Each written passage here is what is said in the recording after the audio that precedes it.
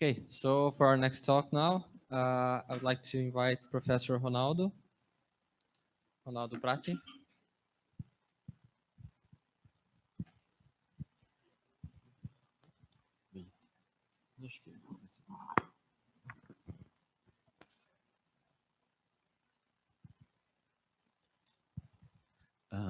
Thank you very much for being here. It's always a pleasure to learn a little bit more about chemistry and material science.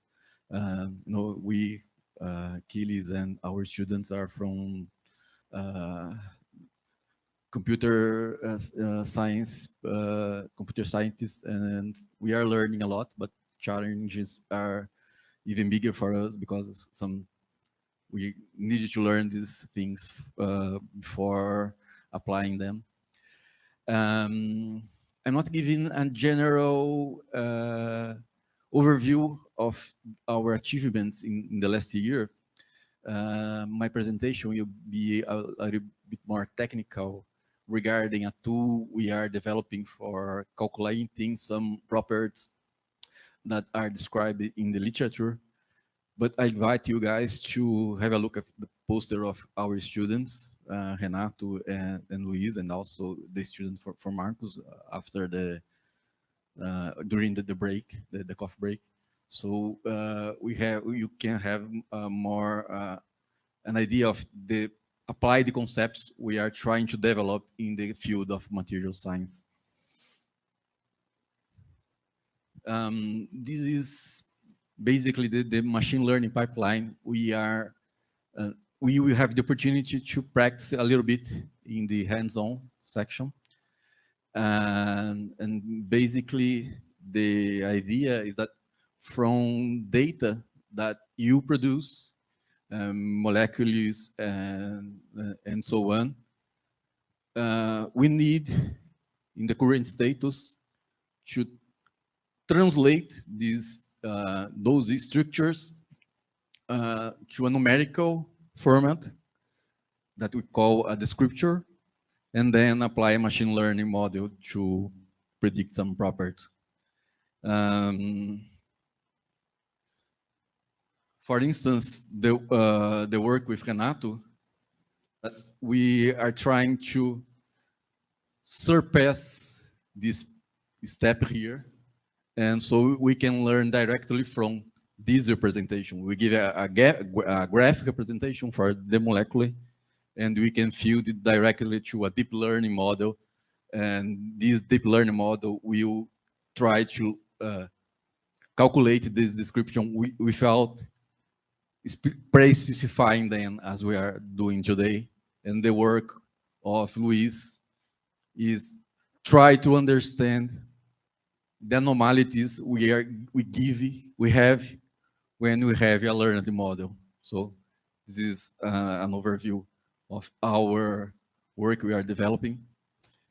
But this particular talk is about computing those descriptors, right? How a tool we are developing to compute them. Just a joke that I saw in the morning, and I thought that's quite funny. This is a problem with applying machine learning, because we don't know things before in applying it. So here, we are trying to learn a pattern of describing the month names based on the short names. So December, November, October, and then we start to fail because we probably only see those two examples, and then generalize from that and start failing. So machine learning is a hard topic because we don't know for sure if you are doing good or not before they apply it. So it's very we need to experiment to have this idea. And the tool we are developing is related to the topic of descriptor engineering. That is a very hot topic, research topic, when we try to apply machine learning to material science. You know, we have to,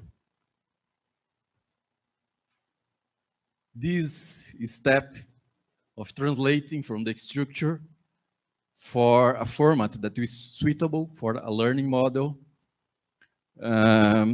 is not easy. It requires a lot of expertise to translate the properties correctly.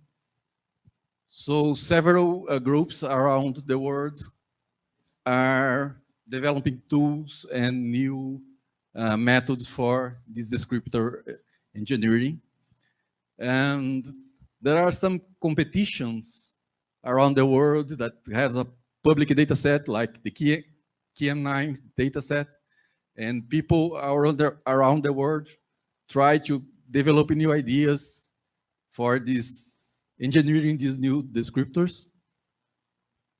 And the idea is that if you have good descriptions and good and sufficient data, we can build very good models after careful research experimentation. This motivated us to start developing this model descriptor. This is the name of the package that I'm planning to release in the next months. That is has been implemented using the R programming language for computing descriptors from the molecules. And the idea is to have a very flexible, extensible, and based on core R functions for flexibility and easy development. Well, a question that I have to answer several times is, why another package? We have several packages around there. In the hands-on on Tuesday, we will be able to try some of them. So why another one? Why a new one? From our perspective, re-implementing those descriptors gives us the opportunity to understand them so we can explore machine learning models better. You know, if we understand what lies beneath, what are those methods computing, we can have a better understanding of them and then try to maximize the modeling step. It helps playing around with new ideas. For instance, in a meeting with Jonathan, he gave the idea of trying to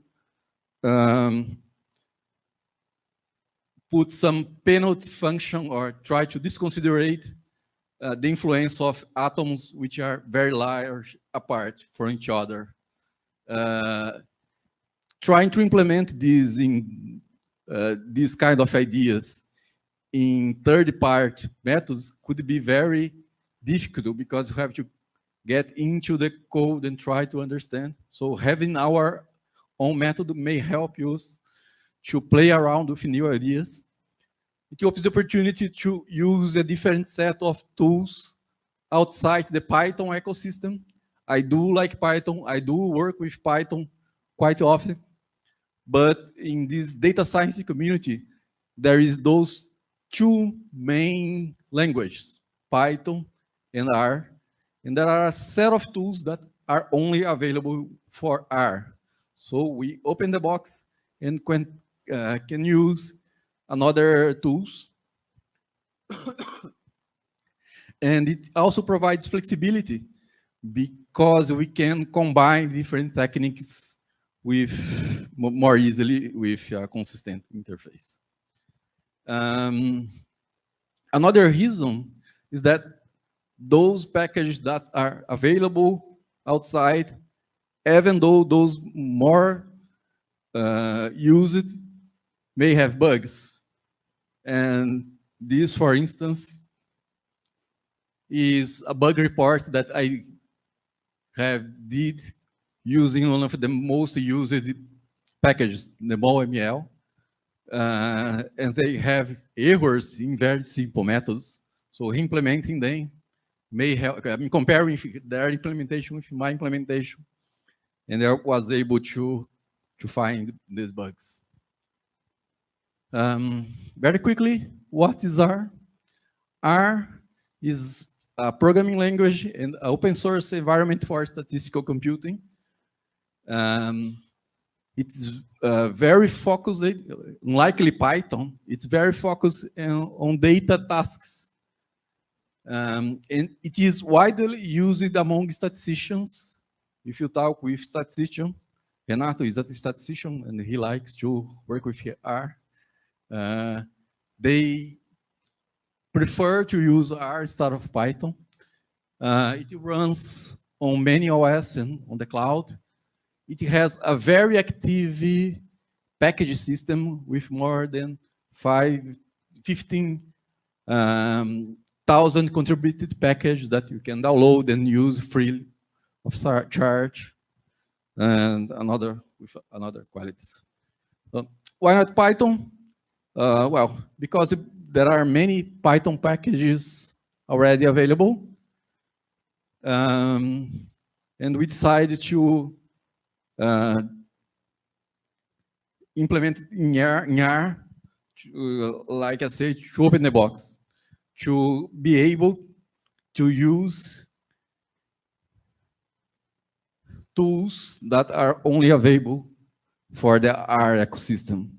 The graph is not good, but basically says that 75% of people that uses R only uses R, and 95% that people that uses Python only uses Python. So there are things that are only available to one of those systems. Having a tool for computing descriptors for this ecosystem, open the box for playing with them. The package is quite flexible.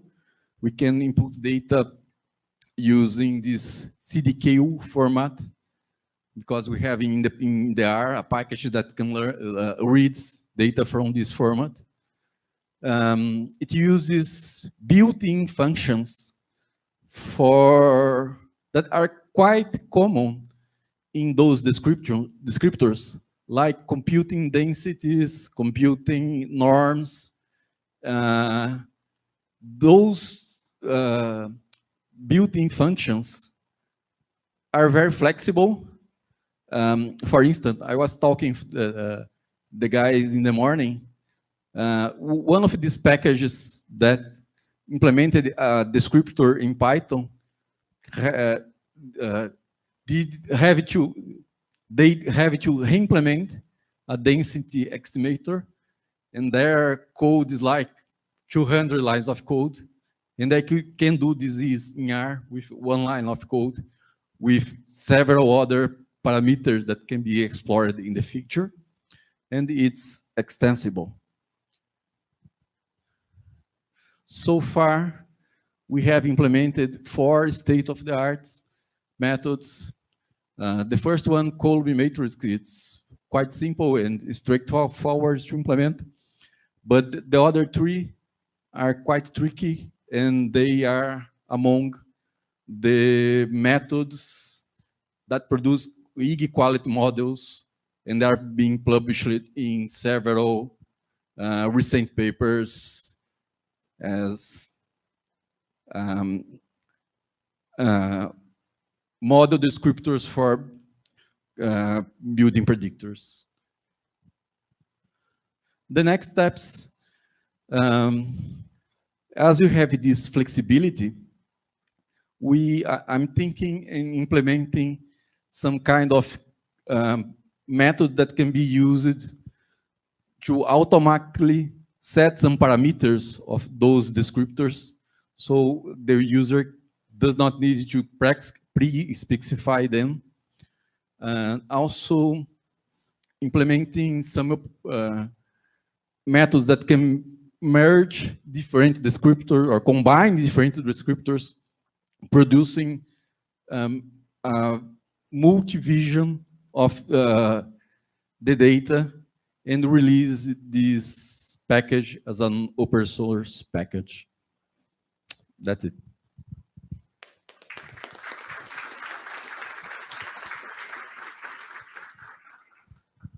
So we now open for questions. So anyone? No? Okay. So Professor, something about that I wanted to ask before as well. Have you ever heard about the Catalysis Hub data set, which is like a data set like with several, I think, thousand of data about DFT calculations for catalysis from the Stanford No, I University? don't know. So yeah, well, like I'd like to then talk more with you about that because it might Yeah, help you guys. we do need different data sets to test ideas because, you know, as the Juarez's question, maybe this data set we are playing may not be the right one for testing some ideas, and having more data is always a very good idea.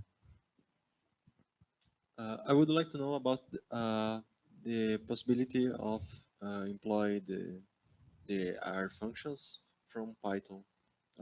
Yep, it is possible, but it's not that easy because internally they represent data in a different way, and you have to do some kind of internal translator. So there is the overhead of doing this translator, and sometimes this translator is not straightforward. You need to go inside the data structures and try to map from one type to another type.